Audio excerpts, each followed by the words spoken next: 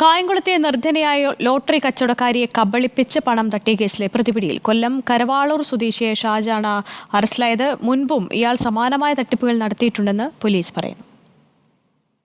ഈ മാസം 7-നാണ് കായംകുളം ചിറക്കടവത്ത് ലോട്ടറി കച്ചവടം നടത്തുന്ന മായയെ പറ്റിച്ച് പണം തട്ടിയത്. സമ്മാനാർഹമായ ടിക്കറ്റിന്റെ നമ്പറും തീയതിയും വ്യാജമായി നിർമ്മിച്ചൊട്ടിച്ചാണ് വിശ്വസിപ്പിച്ചത്. 5000 രൂപയുടെ സമ്മാനം ലഭിച്ച 2 ടിക്കറ്റുകൾ ഉണ്ടെന്ന് പറഞ്ഞ് 6000 രൂപ പണമായും 2000 രൂപയുടെ ലോട്ടറി ടിക്കറ്റും വാങ്ങി കടന്നു കളയുകയായിരുന്നു. ഇന്നാണ് തട്ടിപ്പ് നടത്തിയ പ്രതി കായംകുളം പോലീസിന്റെ പിടിയിലാകുന്നത്. പുനലൂരിനടുത്ത് കരവാളൂർ സ്വദേശി ഷാജാണ് പോലീസിന്റെ വലയിലായത്.